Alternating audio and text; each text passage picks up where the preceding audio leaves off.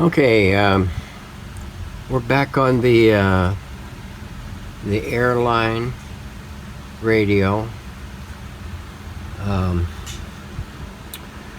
What I'm doing right now is we've got the chassis cleaned up and ready for refinish. We still yet to take apart to demount the switching assembly, subassembly for the bands on it, but we got it scrubbed down, cleaned up. We're going to pull the switching subassembly, and then we're going to mask it off and get it refinished before we do any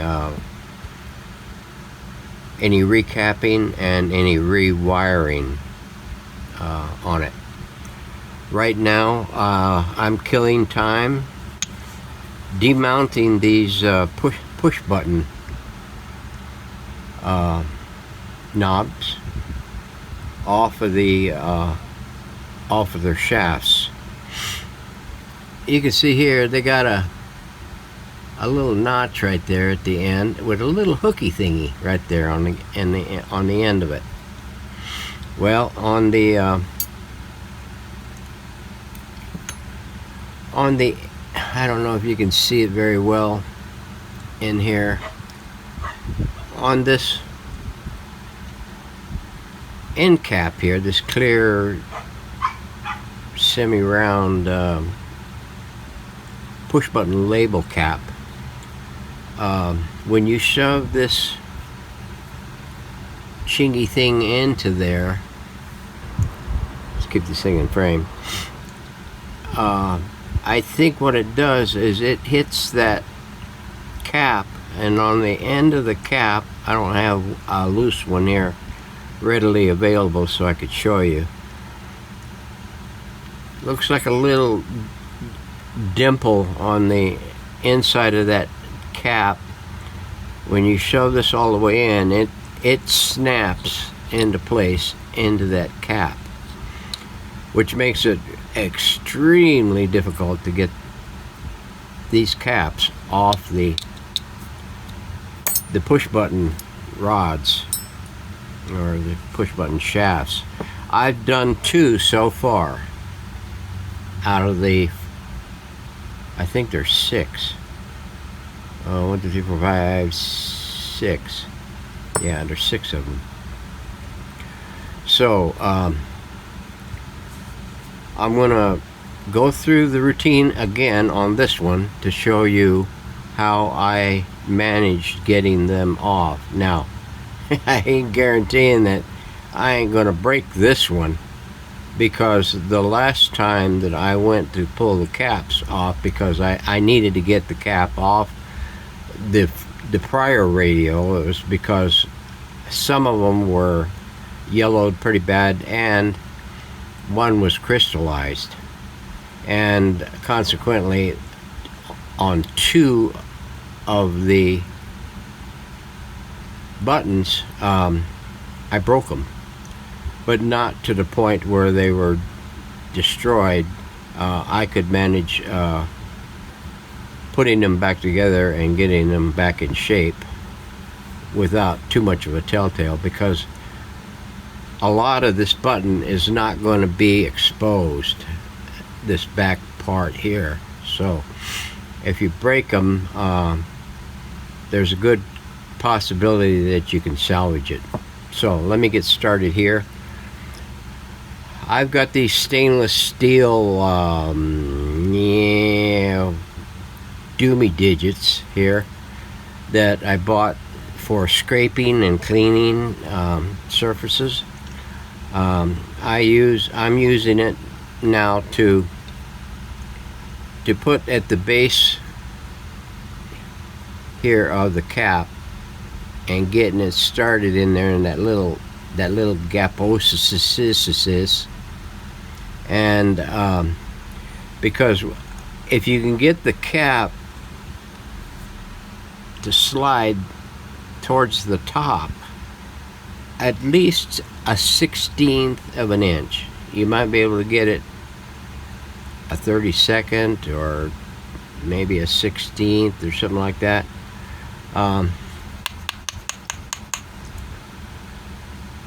You might be able to get it. Now I'm using a weighted chisel, wood chisel, that's got a little weightiness to it, because you don't want to be doing too much of a doggone banging on this thing, because it will split the plastic. So what I do is I put it in there, and you can, I don't know if you can see that little bit of reveal right there on the back end of this clear cap. There might be just enough there to at least get this thing free. Now what I do on that, I've put a little oil in here on these fingers on the inside of this button here to kind of slickify the insides here and get it a little lubricated. And then I use some of this spray cleaner, and what I do is you can get something you can hold it on to, and I slip one of those into that thing, and I put this through here to kind of help break loose any sticky shit stuck on that thing. And I see right there that it's split right down through there. So I'm liable to break this one, but let's see. Let's hope not. And so I take me a little block of wood and I put it on the end of that. I know you can't see the other end of the block, but it's sticking out there, and I'm going to give it a little wrap.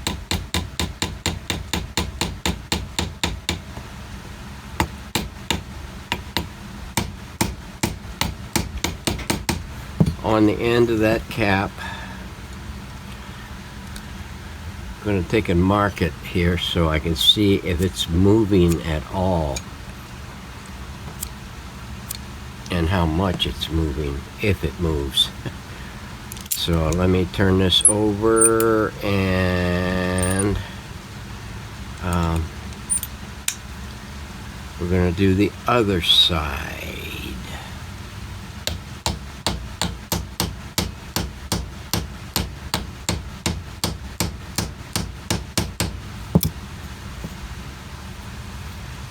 I can't tell if it's moving yet or not. Flip it over again. Let's put a little bit more oozum on it.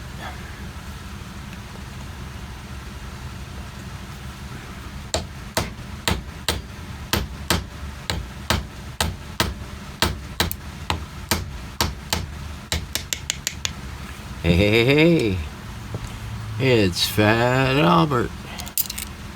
Okay, well, we managed to get that one with very little minor damage. That I can get fixed up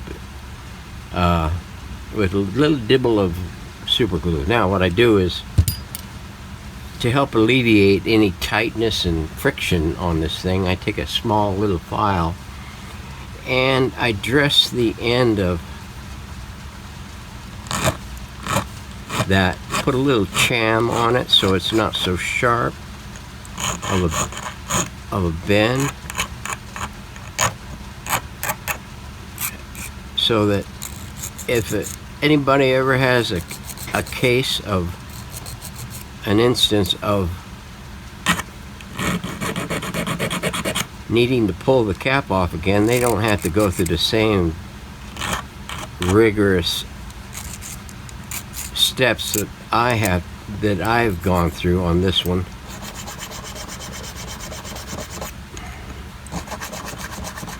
To get the cap off.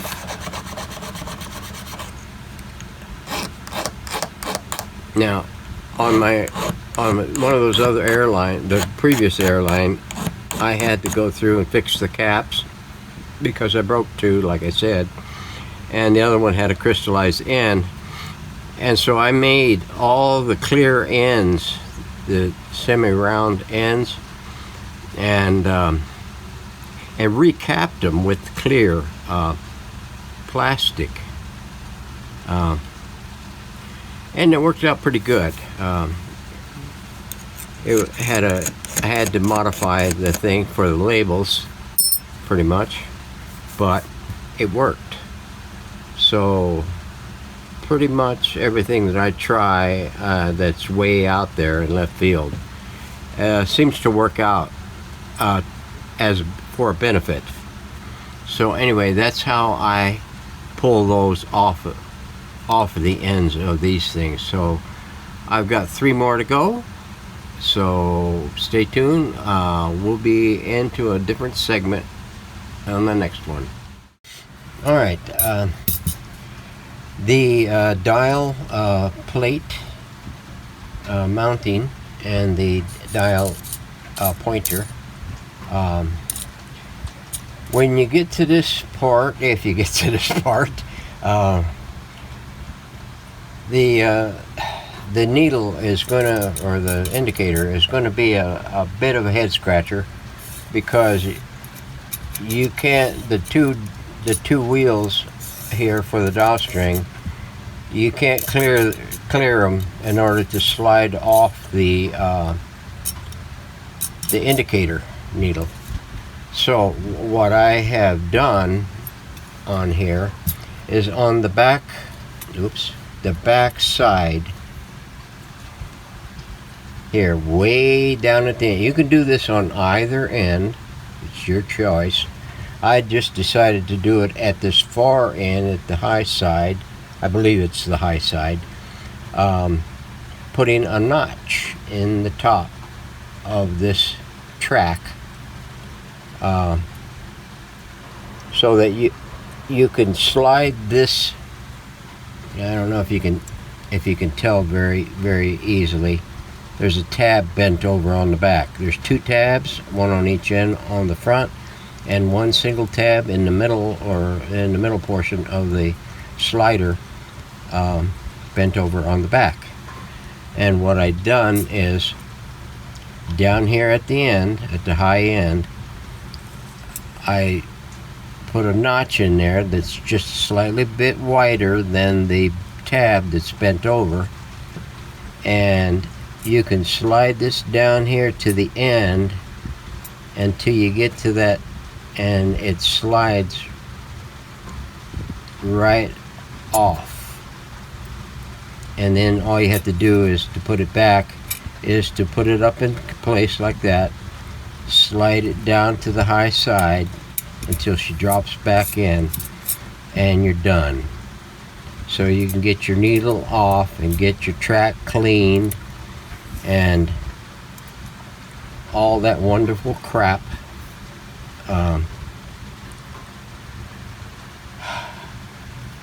And make it all nice and pretty. So that's all I wanted to show. Okay, now to the push buttons and getting them ready for going back into the push button assembly, sub-assembly.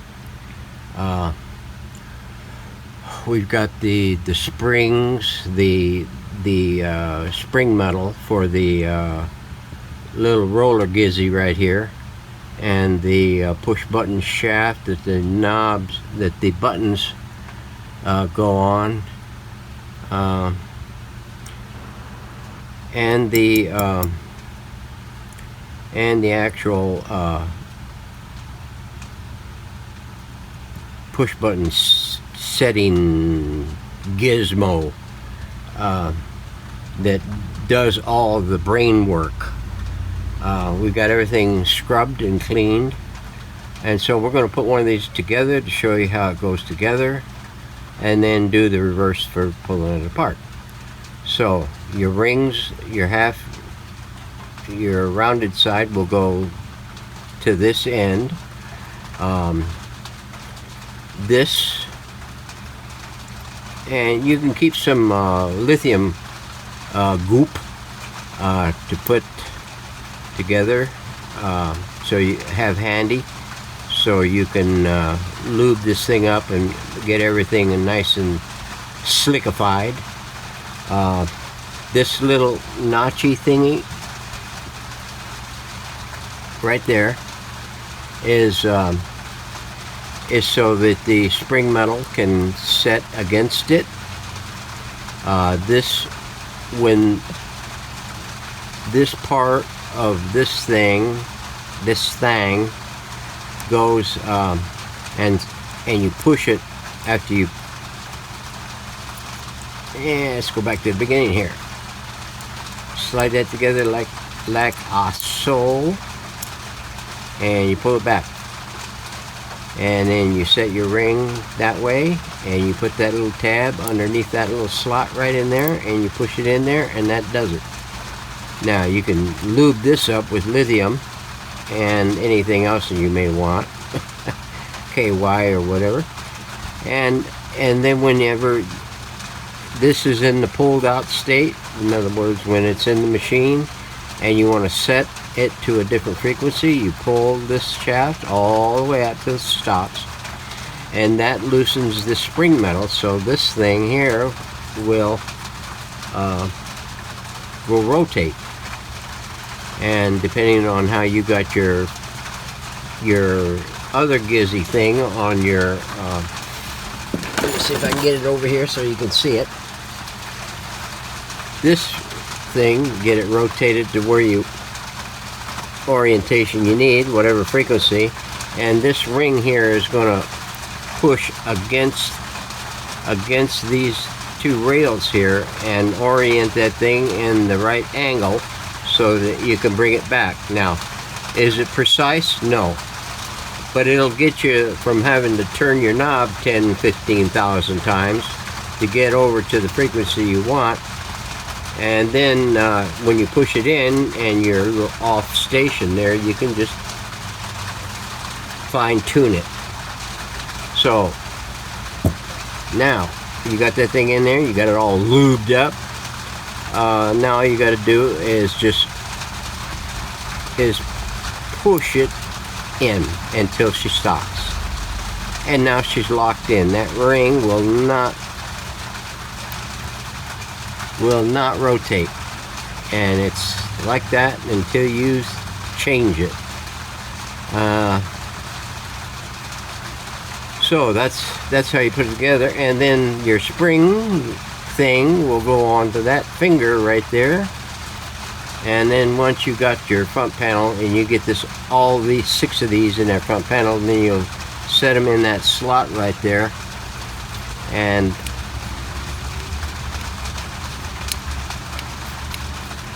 whenever you go to actuate them, this gizmo will go to the direction you set it, or you have set it. So that's how you put those together. So happy togetherness. Yabba dabba doo. We managed extracting the switching subassembly.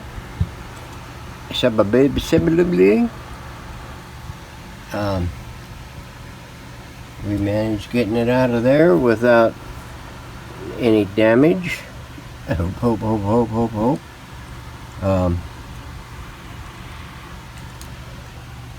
There she be, empty.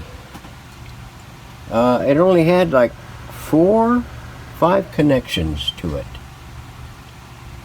Piece of cake. So now we've got the we got the chassis brushed up and cleaned and scrubbed and everything. So I'm opting to go ahead and mask it down and get a coat on it finish.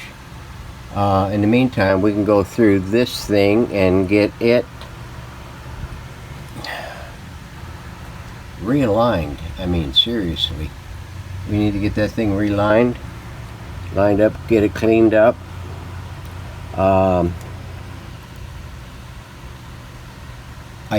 I can get to all the switching contacts without removing the switch shaft and wafers. I just have to be extra special careful with these fine coil wires because they're everywhere. Jeez. Okay, so anyway, that is going to be our task. Looks like we can do a little cleaning, picking and cleaning on this thing maybe later, doggy permitting. But tomorrow morning is going to be the big thing. Well, let's see, I'm going to have a little appointment to take care of somebody's automobile in the morning. Maybe by mid-morning, before the heat builds, if we don't have any clouds, I can get to taping, masking off all the sockets and stuff that I need to get masked off on the thing.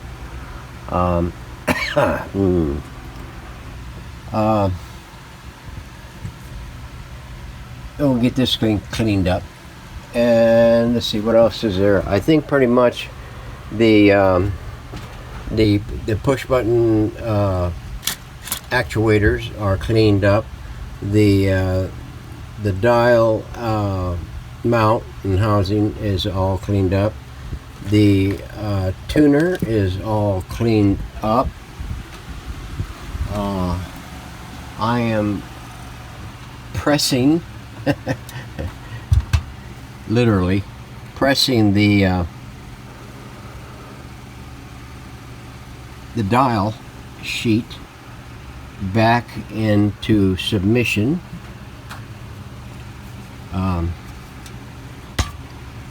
We got her cleaned. I still yet to get a little polish on it, but I'm trying to get it flat again, because what I'm going to do is I'm going to do it like I did the previous radio that had the same dial chingus, and laminate it onto a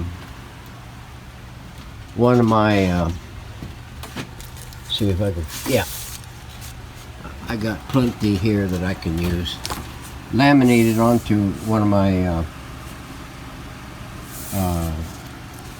what is this? A subject divider panel, and get it sandwiched onto that, so I can remount it onto the other, onto the cotton stinking dial housing, dial plate. So, and then jeez, a woman's work is never done. I can get these back in order. This one here is going to be okay. This one here is going to take a little magic to get it back in shape. So anyway, stay tuned. We'll have more possibly tomorrow. So thanks for watching.